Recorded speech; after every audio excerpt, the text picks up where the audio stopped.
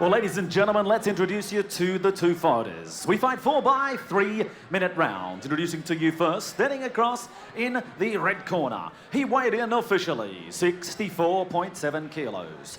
Trained out of the Arena Southside MMA gym by Damage Maya and Faris LaFox. Ladies and gentlemen, please welcome Diego Pereira! And his opponent standing across in the blue corner. Tip the scale, 64.1 kilos.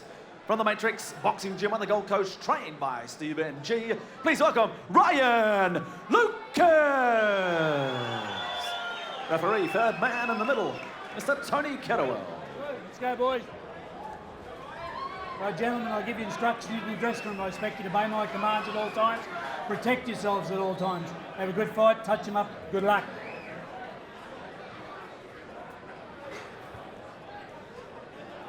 Eaton's Hill Hotel and Function Centre, a COVID sold out Eaton's Hill Hotel and Function Centre. This is Ring Rivals After Dark, show number 2 from the Ace Boxing Group in the one day. My name's Andy Raymond, a pleasure to be ringside along with former amateur star and microphone guru Nathan DiCarlo. I love me a little bit of Ryan Lucas.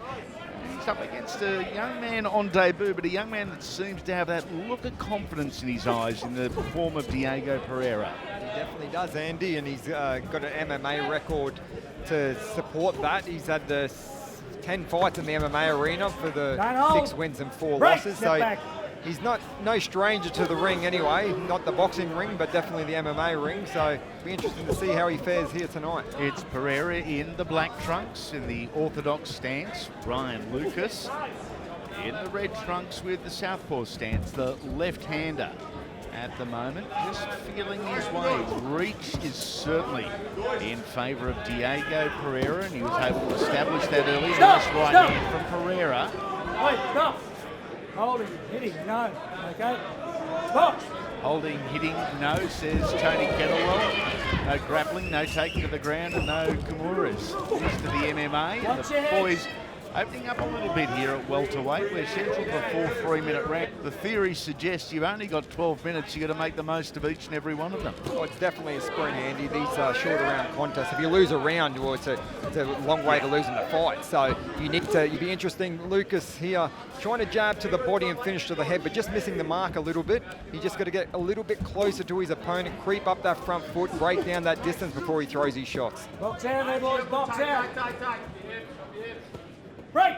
Step out. Both boys called to break there by referee Tony Kettlewell. Yeah, Tony did really well there. He was asking them all, dominating the centre part of the ring as the young bloke on debut. As I said, he's not short on confidence. We saw that when he danced his way to the ring on debut. There was no fear in the eyes. Well, Andy's probably used to getting kicked in the head, so he's thinking punches to the head aren't going to hurt me. So he's got plenty of confidence, no doubt. You can see he's up on his toes. He's trying his best to do the boxing game here now, and he's doing a good job so far. This opening bout brought to us by Ultra Tune, Sean Buckley and the crew. Thank you very much for your ongoing support of the Ace Boxing Group. We'll be mentioning our sponsors throughout the course of the night. They are our sponsors, in turn they are your sponsors. We'd love you to support those that support us, to keep Ace Boxing Group functional as best we can anyway, and also keep it coming into your land room wherever you may be watching. That is the end of round number 1, 1 of 4 in the welterweight division to kick off Ring Rivals After Dark. As we can see, Andy, it was a strong start from Diego Pereira. He came out blasting. He landed a lot more shots than his opponent in the first part of that round anyway. Yep. Ryan did definitely come on towards the back end of that, and he did catch him with a couple of big left hands down the pipeline himself, as we'll see in these replays. But the fast start was definitely from the man in black, Diego Pereira.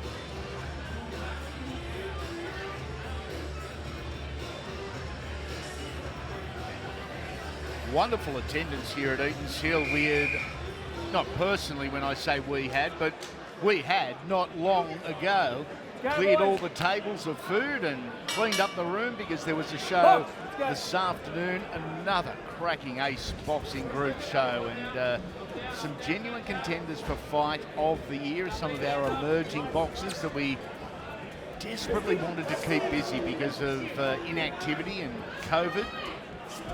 Interesting here, Pereira turning into a southpaw to try and mirror his opponent, Ryan Lucas here. Yeah, this might get a little bit scrappy when you see two southpaws coming together. It's obviously so rare. It does get scrappy. People, they're not used to it. A southpaw fighting a southpaw, so you'll see them probably their heads come together, then come into clinches a little bit more often. And that was a big right hook there from Diego Pereira that caught the attention of Ryan Lucas on the back foot. Well, Diego, as he showed us in the first round, is a natural orthodox boxer. So when you turn southpaw, your power punch is your short punch, and it's that right hand. Caught him lovely with a little hook, and he's looking for it again. Lucas, I thought looked damaged goods, but has come back. Eyes look clear. It's only a small ring here at Eaton's Hill tonight, so there is absolutely nowhere to hide. Would love to have seen Diego Pereira perhaps just a little busier on the end of that good shot. Yeah, I agree. It was another good right hook there from Ryan Lucas, though. He's coming off his, probably worth mentioning, he's coming off his first loss, his last bout. He suffered his first loss against Michael Whitehead, going down in a close split points decision. So it'll be interesting to see how he comes out of that. Some people go great and some people go the other way, but Lucas looks willing here, but it's whether he can do it, sustain it throughout the whole 4x3 minutes. Oh, good right. That was good combination punching from Ryan Lucas. He wasn't relying on just the one shot. It was punches in bunches, if you like, and very successful.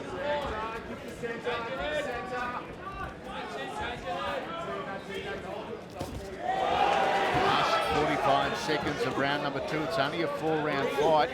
And Lucas picking off nicely with just single shots this time. Don't hold. Break. Again, getting a little ugly on the inside. Tony Kettlewell will have none of that. And when this bout's fought at a distance, that's when Ryan Lucas looks a better.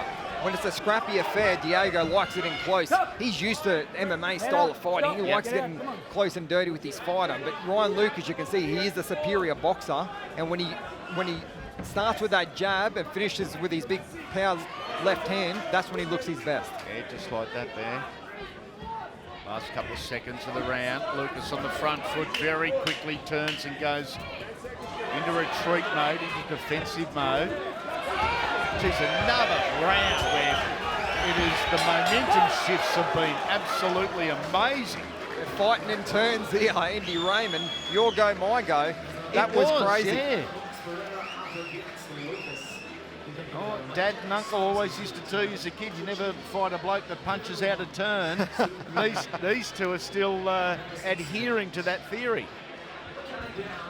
As you can see, some of the snippets of the last round, it was a big looping hook that just missed the mark. But Diego Pereira made him pay for it. And another cracking hook. That right hand lead hook paying dividends for Pereira. Glenn Hosking from Oxworks and Ronnie Wanless, a long-time supporter, motor racing guru as well from Action Metal Recyclers and Wanless Waste Management. And Steele Ryan from Thor Building Products. Once again, thank you for your ongoing support of the Ace Boxing Group. Round number 3 of 4, so we're into the second half of this fight. It is Ryan Lucas in the red trunks. It is Diego Pereira in the black, and Pereira maintains that southpaw stance. A little curious as to the tactics there, and the reasoning behind it. He's got Damage Mayer and Farislav Fox in his corner. So he's got some experience over there in the red corner. Definitely some experience. I mean, the only thing I can think of is injured his other hand, potentially. Not too sure, but usually, you know, to switch up that early on the piece, you wouldn't do it. But potentially a small injury. Who knows? We'll find out after the fight.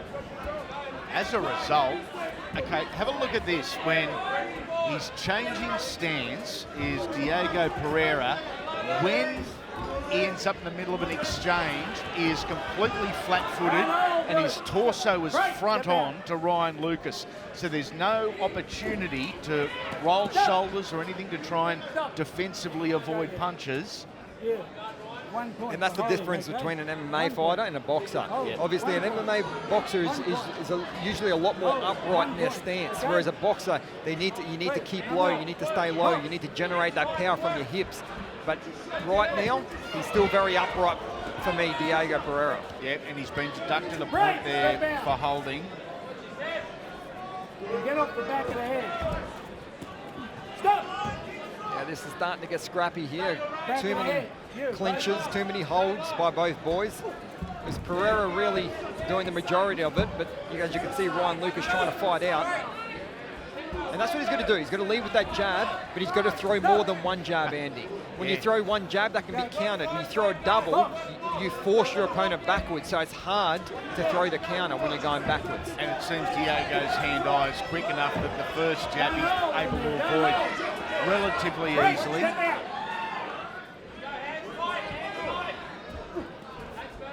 Just over half a minute remaining in round number 3. Ultra Tune, Sean Buckley in the group presenting our opening contest of the night. Pereira just walked into a shot there. He's very unorthodox stance, just landed him a big left hand on the chin.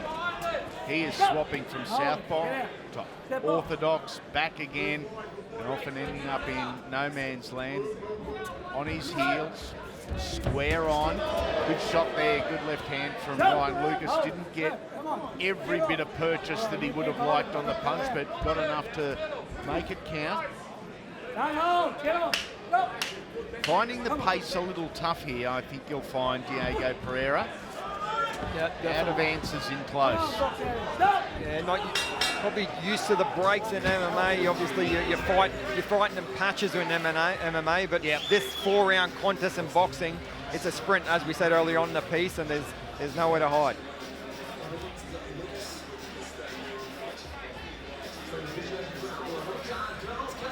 There's some replays from round 3, and it was a good right hook there from Ryan Lucas, knocking the head back of Pereira, and he was on the retreat all the way through this round. He was trying to fight back, but as soon as he got into harm's way, he tried to clinch rather than fight, and it's working against him here.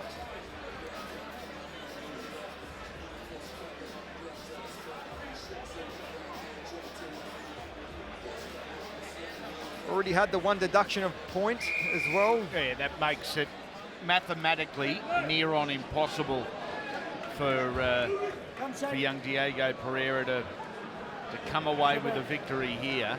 In a 4-round fight, to have a point deducted, you either need a shutout just to scrape home, and I don't think he secured the shutout, or you need a knockout to finish it before it goes to points. It's definitely the latter, mate. He needs a knockout. That's the only way you'll get the decision here, like you said, with that point deduction. And he hasn't been dominant enough to win every round, so you're 100% right. Oh, he launched there, did Pereira. He absolutely launched. He was off balance, but he knew he needed to take the shot. He thought it was worth the risk. He might have heard us in the commentary box needing the knockout. He didn't get it there. Tell you what, if a professional boxer is listening to me for advice, they are in all sorts of trouble already. Come on, boys. I'm the second toughest in the house. As we can see, Lucas just trying to get closer, trying to get those looping left hooks onto the chin of Pereira, but he just needs to get on the jab. He's definitely winning this fight, I feel. So I think he's just got to see this out, get back on the jab, keep everything at a distance. That's when he's at best. You mentioned Ryan earlier, coming off the first loss of his career, and that's that is a huge crossroads for any young athlete. I thought Ryan looked a little average, I've got to say, in the opening round. His progression from round 1 to round 4, probably a good indication of how important mindset and confidence are in any combat sports athlete because he's really improved in the last 3 rounds. He looks very comfortable, he looks very controlling, he's dominating, and he's in cruise control at the moment. He's definitely galvanising himself throughout this bout.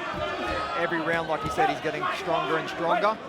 And I think if this was a longer contest, he potentially would have stopped Pereira. I'm just being honest. I think he's getting better out of the two. Just looking around ringside to see what guests and special guests we have here, and I can see Joel KO Camilleri in the crowd. Wonderful boxer, and on the podium for Australia's craziest as well. He definitely takes that mental beast. Some of his Facebook stuff, absolute gold. And says his name faster than anyone I've ever heard. Good to have Joel KO Camilleri here. Also can see Chris McKenna, former Cronulla Shark and Queensland Maroon, in the crowd with his lovely wife enjoying the action. Step out of there. Another hook, another clinch by Pereira. As Lucas tries to finish this off, he's marching forward, trying to get that knockout. Not sure if he should be doing that, but he's getting away with it here as he stumbles back, trips over his own feet. They're on the way back, and a good cracking shot there from Lucas. That was potentially his punch of the fight, Ryan Lucas. And he looks in great physical nick, and his energy levels have in fact gone up over the last couple of rounds, so an extension of time is not an issue in coming fights, and that is very comfortable for Ryan Lucas, who has done a wonderful job after perhaps some nervous moments in that opening round. Yeah, I agree. It was a very polished performance, especially towards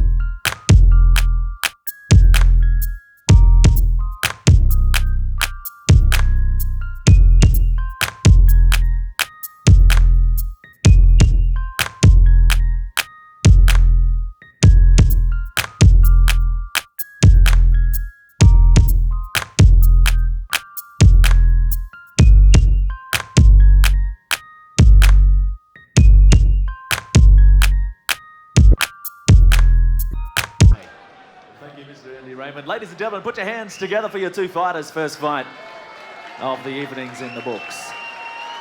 We go to the judges' scorecards. Judge Roy Saunders scored the bout 40-35. Judge Rodney Marsh adjudged the bout 39-36. And Judge Alan Burford scored the bout 39. And I reckon that is about spot on the 39-36 mark, considering there was a point deduction for Diego Pereira.